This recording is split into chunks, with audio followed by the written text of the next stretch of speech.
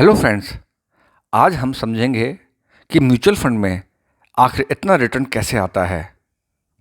तो फ्रेंड्स, आप में से कुछ लोग व्यापार करते हैं और कुछ नौकरी और इसी तरह से पैसा कमाते हैं। लेकिन कभी सोचा है कि भारत की सबसे बड़ी कंपनियों के मालिक कैसे इतने अमीर हैं? क्या हम और आप कभी इतने अमीर बन पाएंगे? इतना पैसा ग्रो कर पाएंगे? जी हाँ, बिल्कुल।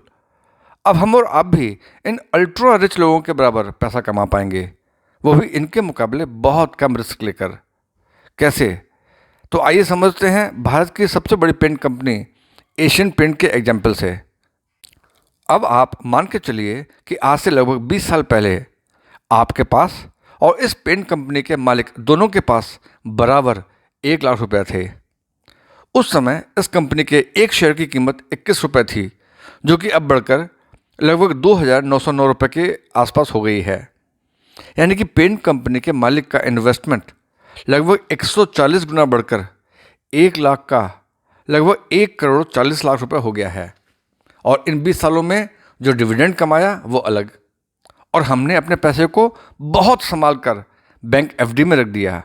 और अगर बैंक एफडी का औसत इंटरेस्ट 8% सालाना भी माने तो वहाँ हमारे 1 लाख का होता है 4,90,000।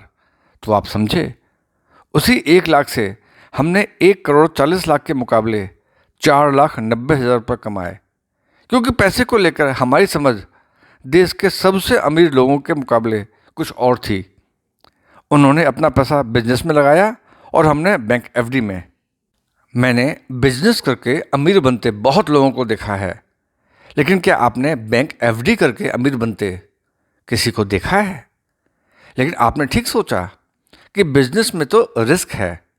अगर मैंने 20 साल पहले एशियन पेंट की जगह जेट एयरवेज या रिलायंस कम्युनिकेशन जैसी किसी कंपनी में अपना पैसा लगा दिया होता तो वो तो आज जीरो हो जाता।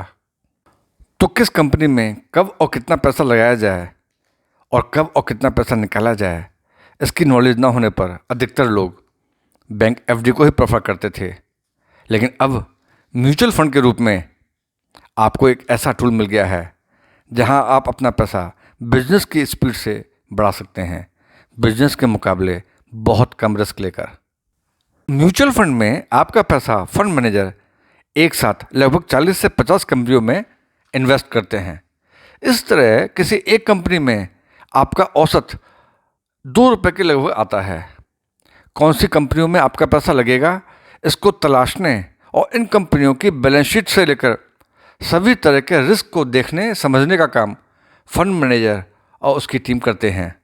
तो आपने देखा, आपके 100 रुपये में से केवल 1 से 2 रुपये किसी एक पर्टिकुलर कंपनी में इन्वेस्ट होते हैं। तो किसी एक पर्टिकुलर कंपनी के फेल होने पर आपका संभावित नुकसान बहुत सीमित हो जाता है। लेकिन रुकिए, ऐसा होने की भी संभावना ना के बराबर है कि कोई पर्टिकुलर कंपनी रातों रात फेल हो जाए। उस कंपनी की बैलेंस शीट में उस कंपनी के कारनामे काफ़ी पहले उजागर होने लगते हैं और एक्सपर्ट फंड मैनेजर की नज़र में उस पर्टिकुलर कंपनी का बच पाना नामुमकिन है। फंड मैनेजर बेसिकली आपके कार के ड्राइवर की जैसा होता है। रोड अगर हाईवे है तो आपकी कार सर पर दौड़ेगी, लेकिन रोड और मौसम खराब है तो भी कार की स्पीड ज़रूर धीमी हो जाएगी, लेकिन ड्राइवर आपको आपकी मंजिल तक अवश्य पहुंचा देगा।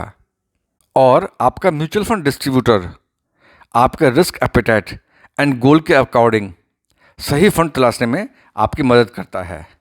तो फ्रेंड्स, देखा आपने, कम रिस्क के साथ अच्छे रिटर्न लेना आज कितना आसान हो गया है। तो जब म्यूचुअल फंड का हो साथ तो क्यों करें बैंक एफडी की बात। वीडियो के अंत में आपके लिए मेरा एक संदेश है। You can't get rich by buying gold. After getting rich, you buy gold. You can't get rich by doing bank FD. After getting rich, you do bank FD. But you can get rich by doing a business. Buying mutual fund is a passive way of doing business.